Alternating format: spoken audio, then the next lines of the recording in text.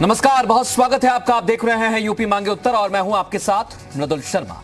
योगी सरकार के बेबाक अंदाज में कई सारे फैसले सामने आ चुके हैं, चाहे बात अपराधियों पर सख्त कानून की हो या फिर लव जिहाद के खिलाफ सख्त कानून की। सरकार की मंशा साफ है। इसी के साथ सरकार शहरों का नाम बदलने से परहेज भी नहीं कर रही है और सीएम योगी ने हैदराबाद में भी इस बात का जिक्र किया है। लेकिन विपक्ष का कहना है सीएम वहां चुनाव प्रचार में व्यस्त हैं और उत्तर प्रदेश में कानून व्यवस्था चौपट हो गई है। अब सवाल यह कि प्रदेश में कानून व्यवस्था पर योगी के एक्शन का क्या फर्क पड़ा है। और भी सवाल हैं, विपक्ष के आरोपों का भी जवाब लेंगे, लेकिन उससे पहले आपको खास रिपोर्ट दिखाते हैं।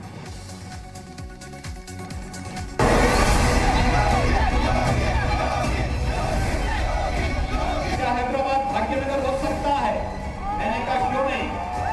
उन्होंने कहा कैसे? हमने फैजाबाद को अयोध्या कर दिया, हमने इलाहाबाद को प्रयागराज कर दिया। सांप्रदायिक नाम भी नहीं, भाग्यनगर का मतलब संस्कृति का प्रतीक। हैदराबाद में सीएम के इस बयान की चर्चा प्रदेश में भी हो रही है और इस बयान के बाद योगी सरकार ने जो नाम प्रदेश के शहरों के बदले, उसकी भी चर्चा जोरों पर है। इसके साथ ही योगी सरकार ने ये साफ कर दिया कि जो काम बोला वो किसी भी हाल में पूरा किया जाएगा, चाहे उसका कितना भी विरोध हो। हाल ही में पास हुआ लव जिहाद के खिलाफ अध्यादेश का भी विरोध हो रहा है, लेकिन योगी सरकार पीछे नहीं हटी। इससे पहले अपराधियों के पोस्टर लगाने पर कोर्ट की टिप्पणी के बाद सरकार ने अध्यादेश लाकर अपने इरादे साफ कर दिए हैं। इन सब के बीच ओवैसी ने भी योगी के बयान का पलटवार कर दिया है। हमको बोल रहे अरे हैदराबाद में तुम क्या करे बताओ ना, कौन सा फ्लाईओवर में पैसे दिए, पानी की लाइन को क्या दिए, कुछ नहीं। खाली हैदराबाद सोचते थे कि हैदराबाद का नाम बदल देते, अरे तुम्हारी नस्लें खत्म हो जाएंगी, हैदराबाद का नाम हैदराबाद रहेगा इंशाअल्लाह। हैदराबाद से ओवैसी ने हमला किया तो अखिलेश यादव ने प्रदेश की कानून व्यवस्था पर योगी सरकार को घेरा और ट्वीट किया। उत्तर प्रदेश की अपराध रिपोर्ट। बलरामपुर में पत्रकार को जिंदा जलाया, कन्नौज से अगवा किशोरी के साथ दुष्कर्म, आजमगढ़ में पूर्व प्रधान की हत्या। इन सब के बीच सीएम प्रचार में व्यस्त है। कानून व्यवस्था पर विपक्ष ने सवाल पूछा तो सरकार के बचाव में बीजेपी उतरी और विपक्ष पर निशाना साधा। जिस प्रकार से हैदराबाद के अंदर उन्होंने घोषणा की है कि हैदराबाद का नाम भाग्यनगर होगा, मैं दावे के साथ कह सकता हूं वो दिन दूर नहीं जब हैदराबाद का नाम भाग्यनगर होगा। बीजेपी की पूर्ण बहुमत की सरकार यूपी में बनी और उसके बाद से ही सीएम योगी एक्शन मोड में है। हर फैसला बेबाक अंदाज में ले रहे हैं। हालांकि कानून व्यवस्था के मोर्चे पर विपक्ष के हमले कम नहीं हो रहे हैं, लेकिन उस पर भी सरकार जीरो टॉलरेंस की नीति का दावा करती है।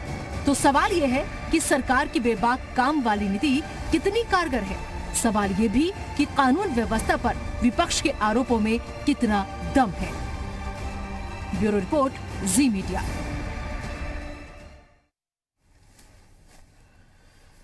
तो सरकार बेबाक अंदाज में फैसले तो ले रही है, लेकिन क्या ये फैसले वाकई जिस तरीके से लिए जा रहे हैं उससे कोई फर्क जमीनी स्तर पर पड़ रहा है? सरकार को ऐसा लगता है कि जो उसने वादा किया है वो पूरा करके ही दम लेगी, इसलिए वो इस तरीके से फैसला ले रही है। इस फैसले के बाद जहां एक तरफ सियासत हो रही है, वहीं हैदराबाद में भाग्यनगर हैदराबाद को करने वाले बयान पर देवबंदी उलेमाओं ने नाराजगी जाहिर की और बीजेपी को सबका साथ, सबका विकास और सबका विश्वास नारे की याद दिला दी। बीजेपी सरकार सत्ता के अंदर आई और उसका नारा यह था कि सबका साथ, सबका विकास, सबका विश्वास।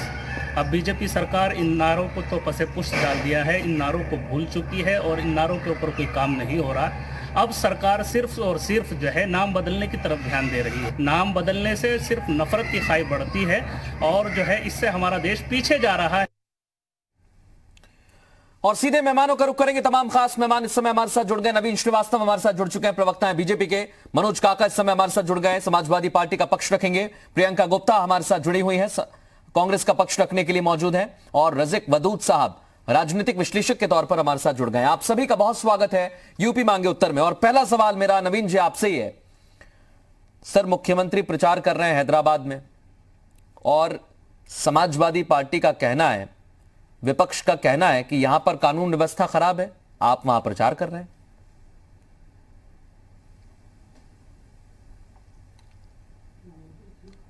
मृदुल जी, मुद्दा विहीन और जनाधार विहीन विपक्ष के पास आजकल सिर्फ ट्विटर करने के अलावा कुछ नहीं है। श्रीमान अखिलेश यादव जी ने आज कुछ घटनाओं को लेकर जो ट्वीट किया है कानून व्यवस्था पे, उन्होंने एक पत्रकार की जलकर हुई मृत्यु की चर्चा की है। हमारी सरकार में पत्रकार की मृत्यु या किसी की भी हो, हमने प्रभावशाली कार्रवाई की है बिना किसी भेदभाव की है। लेकिन क्या अखिलेश यादव जी ये बता पाएंगे कि उनकी सरकार में शाहजहांपुर में जिस पत्रकार जोगेंद्र सिंह को जला के मार दिया गया था उसमें उन्होंने क्या कार्रवाई की थी? एक बालिका के साथ दुष्कर्म की उन्होंने चर्चा की, लेकिन क्या वो बता पाएंगे कि माँ और बेटी के साथ सामूहिक बलात्कार के आरोपी गायत्री प्रजापति को क्यों वो लेके घूमते थे? उन्होंने एक ग्राम प्रधान की, पूर्व ग्राम प्रधान की हत्या की चर्चा की, उसमें भी पुलिस ने कार्रवाई की, गिरफ्तारी की। लेकिन उनके पिताजी या उनकी पार्टी की सरकार में भारतीय जनता पार्टी के विधायक स्वर्गीय कृष्णानंद राय की हत्या आज ही के दिन की गई थी, उसमें उन्होंने क्या किया यह भी पूरी दुनिया ने देखा है। कुशल उपदेश बहुतेरे। दरअसल हकीकत क्या है कि इन लोगों के अंदर जनता के बीच जाने का साहस नहीं है, घर पर बैठकर ट्विटर खेल रहे हैं।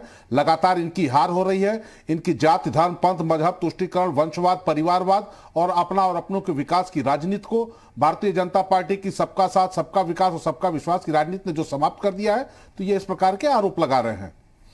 मैं इसका सीधा जवाब लेना चाहूंगा मनोज काका से। मनोज जी, आपके पास मुद्दे नहीं है क्या? चाहूंगा कि तेरे पैरों के नीचे जमीन नहीं, कमाल है तुम्हें फिर भी यकीन नहीं।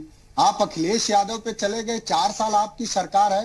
क्या एनसीआरबी के आंकड़े नहीं है कि उत्तर प्रदेश में बेटियों के खिलाफ और दलितों के खिलाफ सबसे ज्यादा अपराध बढ़ा है विगत 4 सालों में? ये कोई विपक्ष का तो आरोप है नहीं।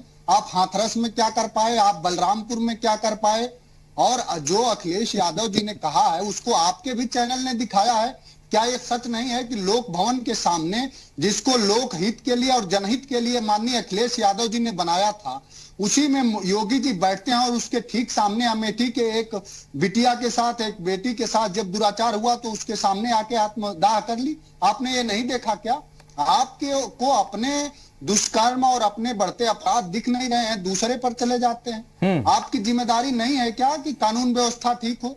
उत्तर प्रदेश में हाहाकार मचा है। उत्तर प्रदेश के बेकारों की, किसानों की क्या हालात है, धान नहीं बिक रहे हैं एमएसपी पर, ये तो आपने देखा ही होगा। कई दिन नवीन भाई सजग व्यक्ति हैं, कम से कम डिबेट में भी रहे हैं। हालात क्या है उसका आकलन करने के बजाय विपक्ष पर तोहमत मढ़ देना अगर सस्ता लग रहा है तो विपक्ष के पास ये माननीय अखिलेश यादव जी ने जो विकासात्मक राजनीति का जो रास्ता दिखाया था उत्तर प्रदेश को 12 से 17 के बीच में, एक्सप्रेसवे बना के, हाईवे बना के, किसानों को स्वावलंबी बना करके, ग्राम स्वराज को और मजबूत करके, उनके में क्षमता है। आप इस्तीफा दे दीजिए, विपक्ष सरकार चला लेगा। और जनमानस आपको जीतने की मैं बधाई दिया हूं कई बार, फिर मैं दे रहा हूं, लेकिन इसका मतलब तो ये नहीं कि आप सत्तासीन हो जाएंगे तो तानाशाह हो गए हैं। तानाशाही के लिए तो नहीं, ये लोकशाही है। और जो बातें माननीय अखिलेश यादव जी ने कही, क्या ये सच नहीं है कि कन्नौज की बेटी के साथ दुराचार हुआ है? क्या ये सच नहीं है कि बलरामपुर में पत्रकार और पत्रकार के साथी को जिंदा जला दिया गया है? क्या ये सच नहीं है कि लोक भवन के सामने कई बेटियों ने जल करके आत्मदाह कर लिया, सत्ता संरक्षित अपराधी उसे परेशान कर रहे थे? क्या ये सच नहीं है? लेकिन मैं एक सवाल मनोज आपसे पूछना चाहूं, उससे पहले नवीन जी कुछ कहना चाह रहे हैं आपसे, उसके बाद मैं तुरंत प्रियंका जी का रुख करूंगा। नवीन जी अपना छोटा सा जवाब रखिएगा, प्रियंका जी के पास जाना है। मृदुल जी, मनोज काका अपने पार्टी के प्रवक्ता है, अपने विषय उन्होंने रखा। उन्होंने कहा कि उत्तर प्रदेश में अखिलेश यादव जी ने इतने विकास के काम किए, आपके विकास को उत्तर प्रदेश की जनता ने देखा। 2012 में 230 विधायक आपके पास थे, लेकिन 17 आते आते आपकी स्थिति ये हो गई कि आपको 25 साल यूपी बेहाल का नारा देने वाले श्रीमान अखिलेश यादव के साथ मिलकर चुनाव, राहुल गांधी के साथ मिलकर चुनाव लड़ना पड़ा और आप 47 सीटों पर आ गए। जनता सबसे बड़ी अदालत है। रही बात अपराध के आंकड़ों की बात की आपने, तो आप लोग, यही तो मैंने कहा कि आप लोग मुद्दा विहीन है, जनाधार विहीन है, और अब लगता है कि झूठ बोलने में आप लोग इतने पारंगत हो गए। 2 2018 से मृदुल जी एनसीआरबी की कोई रिपोर्ट नहीं आई है, लेकिन इनके कौन से छापे खाने में वो रिपोर्ट छपती है ये वही बेहतर बताएंगे। मैं एक अपडेट यहाँ पर देना चाहता हूँ, एक अपडेट यहाँ पर देना चाहता हूँ। बौखलाहट है 3 साल पिछले 3 सालों तक रिपोर्ट नहीं आई है, लेकिन इस साल आंकड़े जरूर आए हैं। मैं प्रियंका जी को भी चर्चा में शामिल करता हूं, फिर एक एक करके आपको काउंटर का मौका दूंगा। नवीन जी ठीक कह रहे हैं, 3 सालों तक रिपोर्ट नहीं आई है, लेकिन उस पर भी सरकार से सवाल पूछा गया कि आंकड़े क्यों नहीं दे रही। बौखलाहट सामने आ रही है। मैं आता हूँ मनोज, कैसे ये विचलित हो गया है, कैसे ये हल्ला बोल कर रहे हैं, प्लीज। ये यही इनकी पार्टी का चाल चल। ठीक है नवीन जी और मनोज, मैं आपके पास आ रहा हूँ। नवीन जी और मनोज जी एक सेकंड रुक जाइए। प्रियंका जी मैं आपके पास क्योंकि कांग्रेस इसमें कोई दो राय नहीं है, संगठन को मजबूत करना चाहती है, लेकिन एक मिनट नवीन जी मेरी बात तो सुनिए सर, अभी तो शुरू हुई है चर्चा। नवीन जी और मनोज जी अभी तो चर्चा शुरू हुई है सर, मैं आगे मौका दूंगा आपको काउंटर का, आगे मौका दूंगा सर। एक एक कमेंट रजिक साहब का और प्रियंका जी का हो जाए, मैं आपको मौका दूंगा, निश्चिंत रहिए आप दोनों। प्रियंका जी अब मैं आपके पास आ रहा हूं। क्या पार्टी का प्रवक्ता नहीं हूं। सरकार का जो बेबाक फैसला लेने का तरीका है, यही सरकारों को जनता के बीच में लोकप्रिय बना रहा है, यही योगी सरकार की यूएसपी बन गई है। शहरों का नाम बदलेंगे, बदला है। अगर आप वो क्लियर कर दें तो मैं ज्यादा अच्छे से जवाब दे पाऊंगी। शहर के नाम की आप जो बात कर रहे हैं हैदराबाद की, तो मैं ये कहना चाहूंगी कि भाग्यनगर नाम बदल देने से क्या लोगों का भाग्य बदल जाएगा? क्या रोटी होती है जो थाली में अपने आप पहुंच जाएगी? रोजगार सबको मिल जाएगा? क्या किसानों को जो आज अपने हक की लड़ाई लड़ रहे हैं वो क्या उनकी लड़ाई लड़ने की जरूरत नहीं पड़ेगी? आप बताइए, क्या व्यापारी जो छोटा व्यापारी जो आज मर चुका है वो अपनी जो लॉस कर चुका है वो उसको वापस मिल जाएगा? आप बताइए, भाग्यनगर अगर नाम बदल देने से लोगों का भाग्य उदय हो रहा है तो कहिए उत्तर प्रदेश का भी नाम बदल दे। क्यों नहीं बदल देते उत्तर प्रदेश का नाम, उनका भी भाग्य बदल जाए। जो आज परेशानियां हैं, अगर आपको लग रहा है कि नाम बदलने से परेशानियां हल हो जाएंगी तो हल करिए ना। किसने रोका है आपको परेशानियां हल करने से?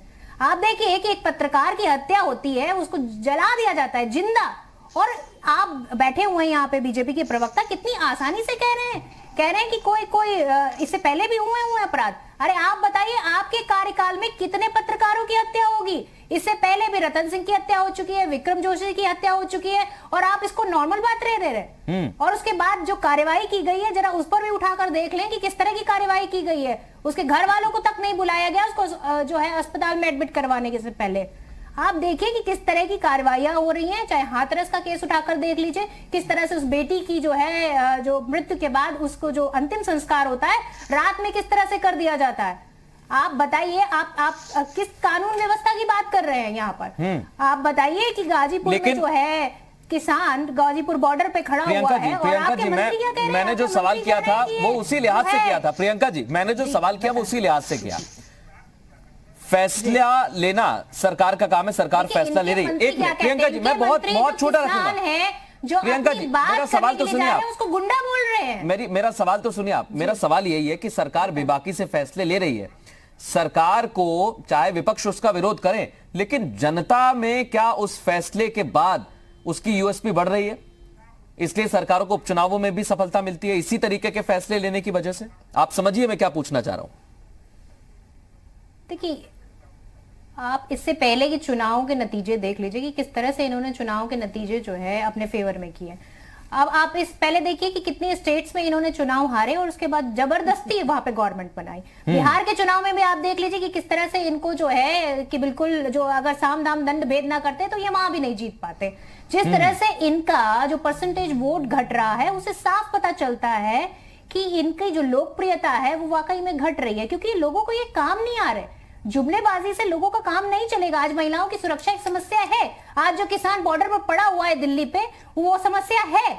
और आप कह रहे हैं कि आप किसानों को जो है उसको सुखी बनाने के लिए ये बिल लेके आए, पर किसान तो कहीं से सुखी नहीं है। आप क्यों किसान को जबरदस्ती सुखी बनाने की कोशिश कर रहे हैं? जब किसान कह रहा है आपसे कि आप उसको जो है उसकी शर्तें मान लीजिए, तो आप उसके ऊपर डंडा लाठी और पानी चला रहे हैं, उसके लिए गड्ढे खोद रहे हैं। कहीं ऐसा ना हो कि दूसरों के लिए खोदे गए गड्ढे आप खुद ही उसमें गिर जाए। वो वक्त दूर नहीं है जब लोग सवाल पूछेंगे, कि नहीं, लोगों को सवाल पूछना भी चाहिए, विपक्ष को भी सवाल पूछना चाहिए, यही लोकतंत्र है और ऐसा होना भी चाहिए। प्रियंका जी, प्रियंका जी, मैं आपको और जो आपने सवाल पूछे हैं नवीन जी से जवाब भी लूंगा। रज़िक साहब से एक छोटा कमेंट ले लेते हैं, फिर हम ब्रेक पर जाएंगे। ब्रेक के बाद हम चर्चा की शुरुआत करेंगे। नवीन जी, इसके बाद लूंगा जवाब, इत्मीनान रखिए, आप निश्चिंत रहिए, मैं आपके पास आऊंगा। रज़िक बदूत साहब, मैं आपके पास आ रहा हूं। सरकार फैसले तो ले रही है, लेकिन सरकार ने साफ कर दिया है कि हमें जब सरकार बनाने के लिए जनता ने नंबर्स दिए तो हम फैसले लेने में पीछे क्यों रहे। ले रही है वो फैसले, चाहे विरोध हो, अध्यादेश पारित करती है सरकार, कानून बनाती है।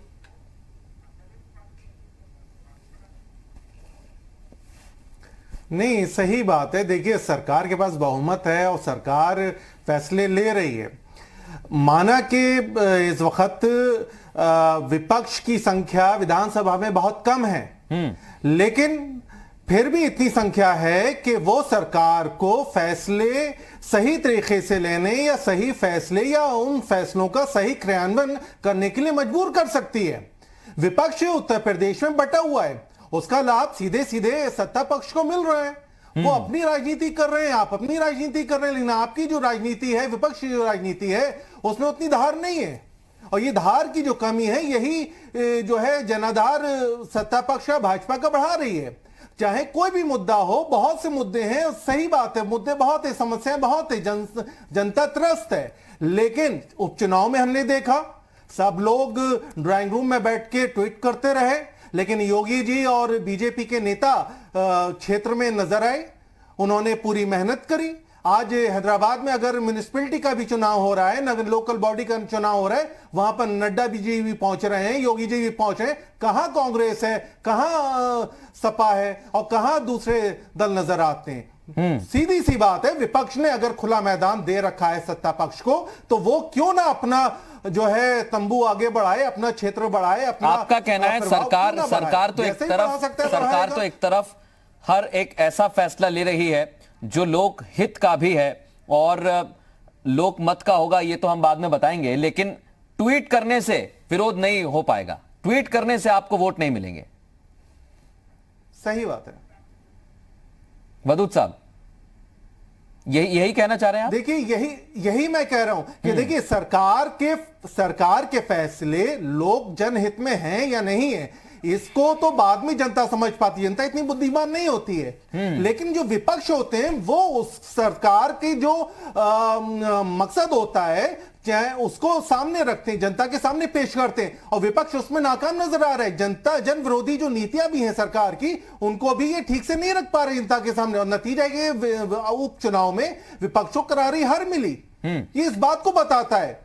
तो सरकार, देखिए, सरकार अच्छी तरीके से तब काम करती है, विपक्ष अपना काम करे। जब विपक्ष अपना काम सही से नहीं करेगा तो सरकार भी ठीक से काम नहीं करेगी, और नतीजा जनता को भुगतना पड़ता है। और जनता की मजबूरी है कि उसके पास न सत्ता पक्ष में कोई ठीक है, न विपक्ष में कोई ठीक है जो उसके हित और उसके अधिकारों की रक्षा करे, या उसके ऊपर लड़ाई लड़े, या उसके उद्धार के लिए नियम और कानून बना के उसको सुविधा प्रदान करे। बिल्कुल। मैं मनोज एक छोटा सा कमेंट आपका चाहता हूं, उसके बाद हम ब्रेक पर जाएंगे तुरंत। ये ट्वीट करने से कुछ नहीं होगा, जनता के बीच में उतरना पड़ेगा, उनकी भावनाओं को समझना पड़ेगा।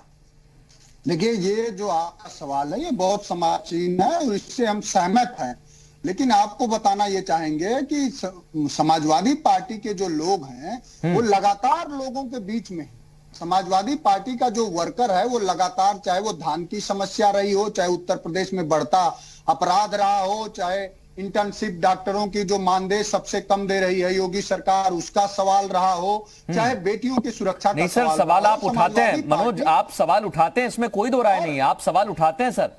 लेकिन सवाल यह है मनोज कि आपका प्रत्याशी उपचुनाव में कहता है कि अगर हमारे राष्ट्रीय अध्यक्ष जी आ जाते तो और अच्छा होता, मैं शायद चुनाव जीत जाता, ये उसका कहना है।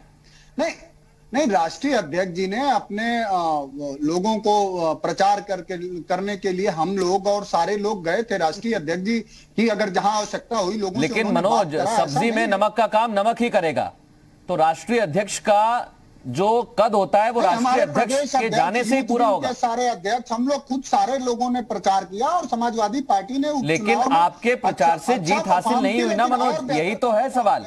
कि आपके प्रचार से जीत हासिल नहीं हुई। राष्ट्रीय अध्यक्ष का पहुंचना, शायद प्रत्याशी को यह लग रहा था कि वो आते तो थोड़ी सी और हवा मिलती। मृदुल जी, 2-3 सीटों पर मैं बात करूंगा। समाजवादी पार्टी 2-3 सीट और जीतती, लेकिन वहां एसडीएम और डीएम चुनाव लड़ रहे थे, बीजेपी नहीं लड़ रही थी। मैं नवीन जी, मैं आपके पास आ रहा हूं। प्रियंका जी भी, मनोज भी यही कह रहे हैं कि आप सिर्फ वो फैसले लेना चाहते हैं जिससे जनता में थोड़ी सी पब्लिसिटी हो जाए। आपकी सरकार को तो पूर्ण बहुमत मिला ही है, लेकिन ये ऐसे फैसले जिससे सिर्फ जनता को खुशी होती है, उनके आम जीवन पर कोई फर्क नहीं पड़ता है।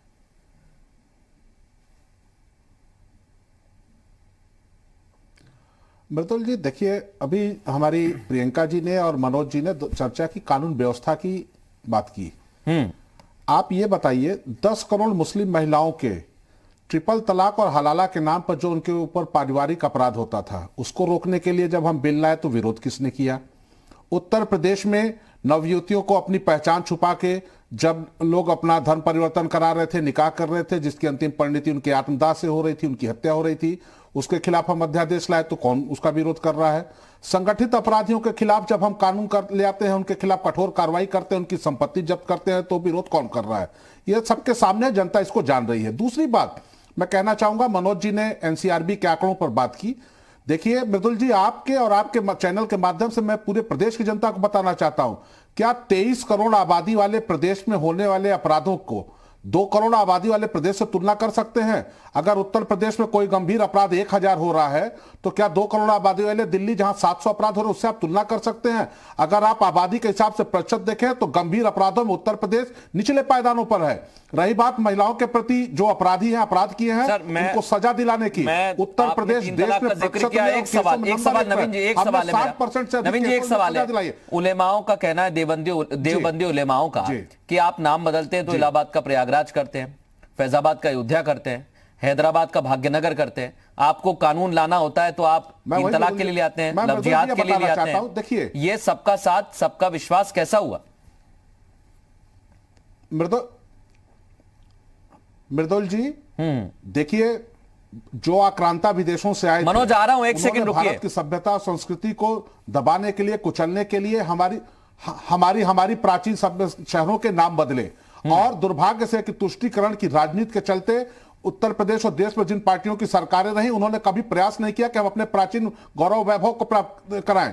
और नाम तो बदलना छोड़िए, वहां पर कोई विकास काम नहीं कराए गए। अयोध्या में इतने मनोज आपकी बात पर कुछ कहना चाहते हैं? इसके बाद में प्रियंका जी के पास जाऊंगा। बनने के बाद हमने न सिर्फ मनोज आपकी बात पर कुछ कह रहे हैं, उन शहरों के बल्कि उन शहरों के प्रति अपनी सोच बदली हमने। आज अयोध्या और प्रयागराज जिस प्रकार से दुनिया के नक्शे पर एक जगमगाते सितारे की तरह से है, वह इनको पूरा लग रहा है। और अगर योगी जी ने हैदराबाद का नाम बदल के भाग्यनगर करने पर कहा, तो भाग्य बदलेगा या नहीं बदलेगा ये तो अलग की चीज है, लेकिन सोच बदलनी पड़ेगी। अपना और अपनों का विकास, परिवार के विकास से हटके सबका साथ सबका विकास, तभी किसी तरह का विकास होगा। और अखिलेश यादव जी अभी उन्होंने बात की, अभी हमारे समाजवादी पार्टी के मित्र ने कहा कि चुनाव में डीएम और एसपी चुनाव लड़े। भैया, जब आप चुनाव जीतते हो तब तो आप लड़ते हो। एक मिनट, सब इकट्ठा बोलेंगे तो ठीक नहीं रहेगा। सब इकट्ठा बोलेंगे तो ठीक नहीं रहेगा। नवीन जी आपने सवाल कर लिया। नवीन जी आपने सवाल कर लिया। नवीन जी और जो आपका दोहरा चरित्र है, दोहरी आपकी है, किसानों की नहीं। नवीन जी, एक मिनट सुनिए ना। आपको लगता है कि ये दोहरी मानसिकता है? एक मिनट, जवाब दे रहे हैं आपकी बात का नवीन जी जवाब दे रहे हैं। नवीन जी रुक जाइए 2 सेकेंड। 2006 से 2014 तक 8 साल तक सरकार में रही, तो ठंडे बस्ते में रखी रही। हम किसानों के लिए जो काम कर रहे हैं, हमने किसानों को जो आयुष्मान कार्ड दिया, हमने उज्ज्वला गैस योजना दी, हमने किसानों को नवीन श्रीवास्तव जी और मनोज काका, मेरी बात सुनिए। अगर आप ऐसे ही चिल्लाते रहे, ना ठीक से मेरी समझ में आएगा और ना दर्शक सुन रहे उनकी समझ में आएगा। आप एक करके अपनी बात रखिए, तथ्यों पर बात करिए। आपने जो काम किया वो बताइए। नवीन जी सुनिए मेरी बात। नवीन जी और मनोज काका, आप दोनों शांत हो जाइए। मैं प्रियंका जी के पास जा रहा हूँ। नवीन जी और मनोज काका, मेरी बात सुनिए। मेरी साथ इस तरीके से चर्चा कराने की आदत नहीं है। अभी आपसे 2 सवाल दोनों से पूछूंगा तो आप फिर इधर उधर की बातें करेंगे। आपको लड़ने में ही सिर्फ मजा आ रहा हो तो मैं आपको अलग से 5 मिनट का समय दे देता हूं।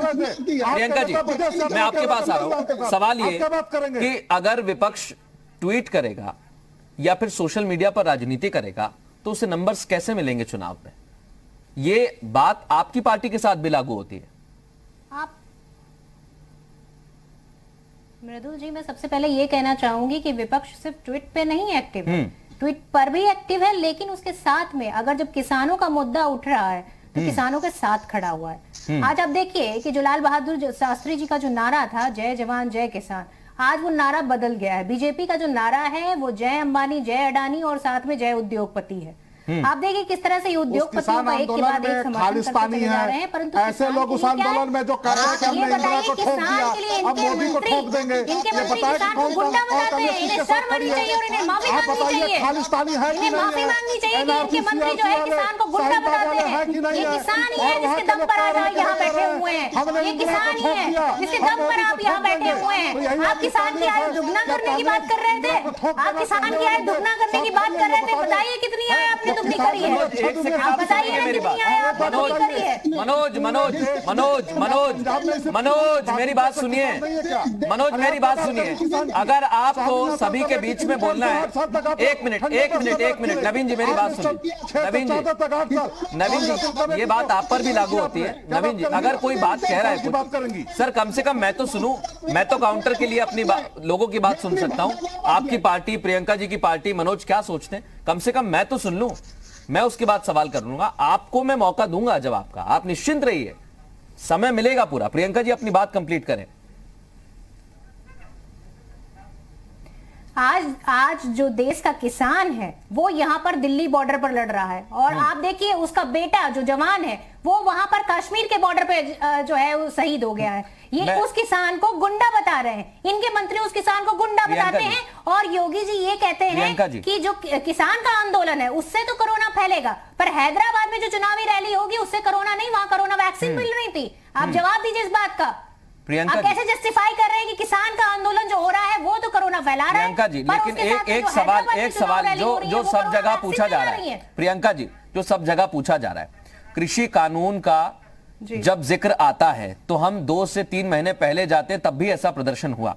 क्या ये 2 से 3 महीने का गैप जो हुआ है, क्या इसमें किसानों की आवाज हमें उस तरीके से नहीं सुनाई दी? आपको नहीं लगता है इस बीच में ये आंदोलन ठंडा कैसे हो गया और फिर एकदम से इसने रफ्तार कैसे पकड़ ली? बीजेपी इसी पर सवाल खड़े करती है। कोई ठंडा नहीं हुआ किसान। जिस दिन से ये बिल पारित हुआ है उस दिन से किसान सड़कों पर निकला हुआ है, उस दिन से किसान चैन से घर में नहीं बैठा हुआ है, सड़कों पर निकला, लाठी डंडे भी खाए हैं उसने, और आज भी वो पड़ा हुआ है दिल्ली के बॉर्डर पे, चाहे वो यूपी का किसान हो, चाहे हरियाणा का हो, चाहे पंजाब का हो, किसान सड़कों पर पड़ा हुआ है और अपनी मांग मनवाए बिना वहां से हिलने वाला नहीं है। कांग्रेस पार्टी उसके साथ खड़ी हुई है क्योंकि किसान ही है जो 70% जो किसान है हमारा वो आज परेशान है। बिल्कुल, आप देखिए आपकी रणनीति के हिसाब से आपकी पार्टी आगे बढ़ रही है, पूरा करना होगा सरकार को। आपकी रणनीति है और आपकी पार्टी उसी हिसाब से आगे बढ़ रही है। लेकिन नवीन जी आपको ऐसा क्यों लगता है कि ये सिर्फ खालिस्तान की तरफ से समर्थन मिल रहा है इसलिए आंदोलन खड़ा हो रहा है? भारतीय किसान यूनियन भी यहां पर तैनात है, आप देखिए, जाइए सड़कों पर, वहां पर भी किसान नेता किसानों के साथ बैठे हुए हैं। वापस लें मृदुल जी, हम कत्तई किसान आंदोलन के खिलाफ नजीक जी इसके बाद आ रहा हूं आपके पास, से बात करने को तैयार है, लेकिन मैं प्रियंका जी से बड़ी विनम्रता से पूछना चाहूंगा कि जो मीडिया रिपोर्ट्स आ रही हैं जिसमें कुछ उसमें जो आंदोलनकारी हैं वो ये कह रहे हैं कि हमने इंदिरा को ठोक दिया, मोदी को भी ठोक देंगे, खालिस्तान जिंदाबाद के नारे लगा रहे हैं, क्या कांग्रेस ऐसे किसानों के रूप में जो आंदोलनकारी उनसे सहमत है? क्या आप इंदिरा जी को ठोक दे कहने वालों से सहमत है? मैं ये पूछना चाहता हूँ। रही बात किसानों के लिए कांग्रेस ने क्या किया है, स्वामीनाथन कमेटी सुन लीजिए प्रियंका जी, पढ़ी लिखी संभ्रांत महिला है, विदुषी महिला है, आप थोड़ा सुन लीजिएगा तो उसमें कुछ अरे आप सुन, अरे मैं जो प्रश्न कर रहा हूं उसका तो जवाब दे रही है। क्या कांग्रेस और प्रियंका गुप्ता इस बात से सहमत है कि जो किसान कह रहे हैं कि इंदिरा को ठोक दिया हमने, मोदी को ठोक देंगे, उससे आप सहमत हैं? ये बता दीजिए। आप ये बताइए, आप किसानों की बात करिए ना, आप हमारी बात छोड़ दीजिए, लोगों ने ये हमारी बात छोड़ दीजिए, मेरी सिर्फ इतनी बात का जवाब दीजिए कि मुद्दा किसान है, मुद्दा एक व्यक्ति नहीं जो बीच से बोल रहा है। आप बात को उलझाइए मत, मदद साहब की बात जानना चाहता हूँ। देखिए, किसानों का मुद्दा है, नवीन जी, इसमें कोई दो राय नहीं है। किसानों का मुद्दा है, सरकार कह रही है कि आप वहीं ठहरिए, हम आपसे बात करेंगे। किसान यूनियन के नेता भी इस बात को लेकर आश्वस्त नजर आ रहे हैं कि हम आंदोलन ऐसा करेंगे जिससे लोगों को तकलीफ ना हो, यानी बातचीत का रास्ता अभी भी खुला हुआ है। इन सब के बीच मधु साहब, किसान आंदोलन पर यह आरोप लगना कि बाहर से फंडिंग हो रही है और उन लोगों का इस आंदोलन में पहुंचना क्या बताता है? ये कहते हैं कि मैं पूछ लेता हूं सर, इसके राजनीतिक या इंदिरा को ठोक दिया, उनके साथ कांग्रेस या प्रियंका गुप्ता खड़ी है। बिल्कुल सर, बिल्कुल। हम इस मसले पर इसलिए सवाल कर रहे हैं, इस मसले पर इसलिए सवाल कर रहे हैं क्योंकि प्रदेश के भी कई किसान यहां से पहुंचे हैं, प्रदेश के भी कई किसान दिल्ली बॉर्डर पर तैनात हैं, दिल्ली एनसीआर की बॉर्डर से यहां से निकले हैं। वदूद साहब एक सेकंड, नवीन जी एक सेकंड, वदूद साहब जवाब दीजिए। वो दिल्ली बॉर्डर पर पड़ा हुआ है। मैं आ रहा हूं, प्रियंका जी आ रहा हूं, एक सेकंड। वदूद साहब जवाब दे दें, उसके बाद मनोज से भी हम सवाल करेंगे। किसानों की बात जी, किसानों का मुद्दा है, किसानों में आक्रोश है, किसानों को कहना है, किसानों की जो संगठन है 30 से ज्यादा, उनका ये कहना है कि भाई हमको स्टेक होल्डर के रूप में लिया नहीं गया, आपदा में अफसर का मौका तलाश करके अध्यादेश के माध्यम से इसको हमारे बीच ला के रख दिया गया इस कानून को। उनका ये कहना है कि भाई जब मंडियां खत्म हो जाएंगी तो फिर अगर हमको समस्या होगी तो फिर हम जाएंगे कहां पर? व्यापारी तो जो है उनके साथ एक किस्म का छल करेगा समय के अनुसार।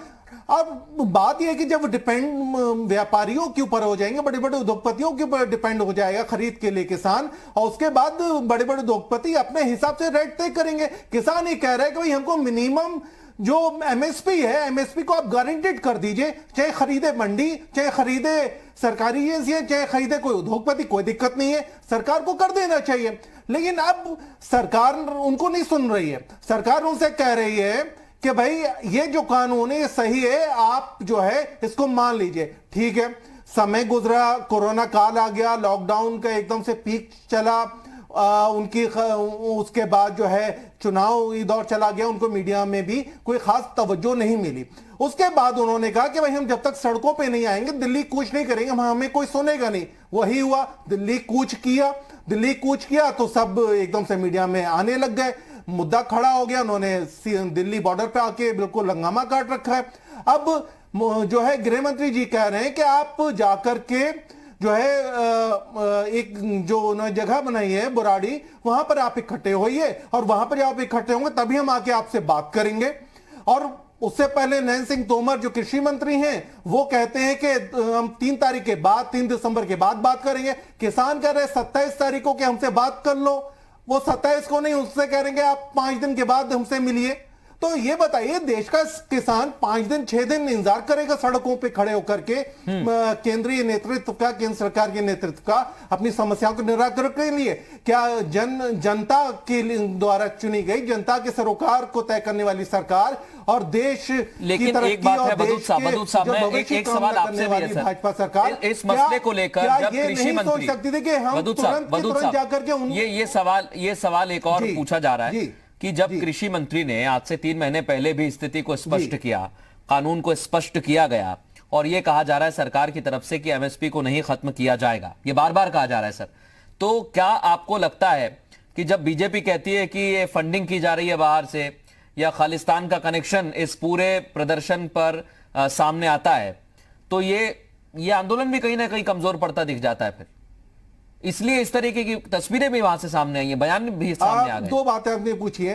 एक पहली बात तो ये कि एमएसपी जो है, एमएसपी में किसान केवल इतना कह रहे हैं, सारे देश के किसान यही चाहते हैं कि एमएसपी जो है वो गारंटेड कर दो आप, चाहे व्यापारी खरीदे चाहे सरकारी एजेंसी खरीदे, हमको उतने रुपए से नीचे नहीं मिलेगा, हमको उतने रुपए एमएसपी जो सरकार ने तय किए उसके ऊपर हमारी खरीद होगी। वो इतना किसान चाहता है, केवल एक लाइन चाहता है और कुछ नहीं चाहता। खैर सरकार वो मानने को तैयार नहीं है, वो कह रही है वो हम प्रावधान कर नहीं सकते। ठीक है, दूसरी बात जो ये खालिस्तान या विदेशी फंडिंग, ये सब जो बातें उठती हैं, जब भी कोई मामला ऐसा जो सरकार की संवेदनहीनता को दर्शाता है या जनता में सरकार की छवि निगेटिव होने वाली होती है किसी भी घटना की वजह से, उस घटना को कहीं ना कहीं जस्टिफाई करने के लिए उसको विदेशी और इसमें बदूद साहब दो बातें हैं। मैं मनोज इसके बाद आपके पास आ रहा हूं। बदूद साहब इसमें दो बातें जो है दो बातें हैं सर। देखिए भिंडरवाला की तस्वीर लेकर अगर कोई किसान जाएगा तो फिर खालिस्तान का कनेक्शन तो सामने आएगा ना सर। इसलिए वो नवीन जी एक सेकंड सर, मैं सिर्फ तथ्यों पे ही बात कर रहा हूं। बात कर रहा है आप तो सिद्ध रूप से भारतीय जनता पार्टी और सरकार के विरोध की बात कर रहे हैं।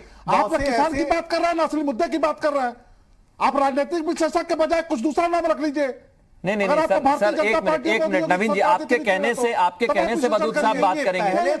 जब मैं आपकी सरकार के साथ नहीं गलत बात है नवीन, ये गलत बात आप कह रहे हैं। मैं तो आपके साथ ही हूं, मैं ये नहीं कह रहा हूं। आप अपना काम कर रहे हैं, नहीं बोल रहा है। एक मिनट नवीन जी मेरी बात तो सुनिए। कर रही है, क्या बताना चाहते हैं आप? नवीन जी एक सेकंड नवीन जी, रिपोर्ट जो आई है जहां पे खालिस्तान जिंदाबाद के नारे लग रहे हैं। नहीं लेकिन नवीन जी क्या आप सभी को कह देंगे?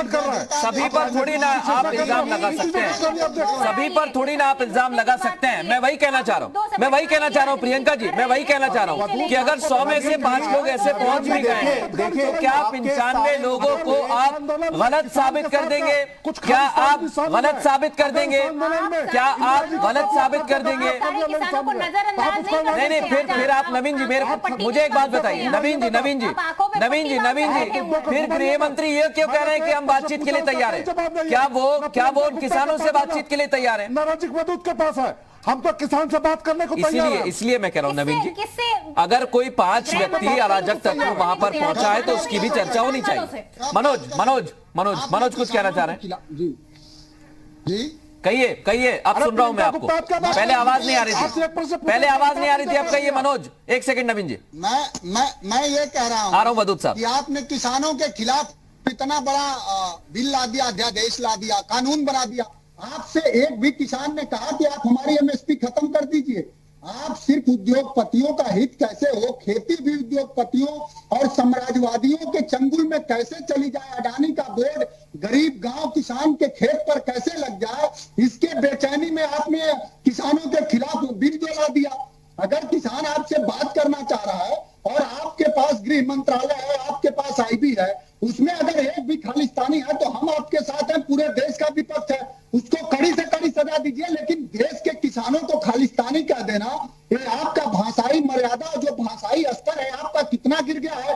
ये वही किसान है जो देश को दूध देता है, वही किसान है जिसके रोटी से आपका ब्रेड बनता है, वही किसान है जिसका बेटा निकल करके देश की सरहद की रक्षा करता है, ये वही किसान है जिसके खेत में एक्सप्रेसवे बनाई है, वही किसान है जिसके घर से निकला हुआ नौजवान देश चलाता है। और नहीं मनोज आप ठीक कह रहे हैं, बहुत अहम बात है। लेकिन अब मैं वापस सुनिए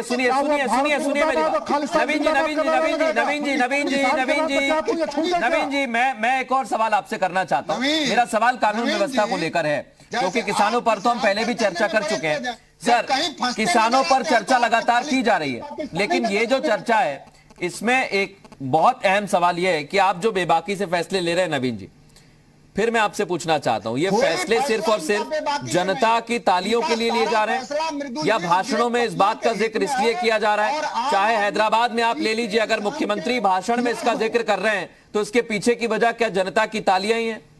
आप इनको हैदराबाद में जाके ये कहना चाहिए ना कि उत्तर प्रदेश में हमने एक मिनट मनोज, एक मिनट मनोज, समय निकल जाएगा। कहिए नवीन जी, फिर इसके बाद प्रियंका जी के पास जाऊंगा मैं। नवीन जी कहिए अपनी बात। रोजगार दे दिया, नया एक्सप्रेसवे बनवा दिया, मृदुल जी गरीबों के लिए कुछ नहीं। मैं ये कहना चाहता हूँ कि जिस किसान की बात हो रही है, हम किसान से बात करने को तैयार हैं। हमने किसानों के हित के लिए स्वामीनाथन कमेटी को पूरी तरह से लागू किया है, लेकिन मैं ये पूछना चाहता हूं कि क्या किसान के नाम पर भारत मुर्दाबाद और खालिस्तान जिंदाबाद करने वाले, भारत के स्वर्गीय प्रधानमंत्री इंदिरा गांधी के प्रति अपशब्दों का प्रयोग करने वालों को किसान के नाम पर यह छूट है कि वो देश में कुछ भी करें?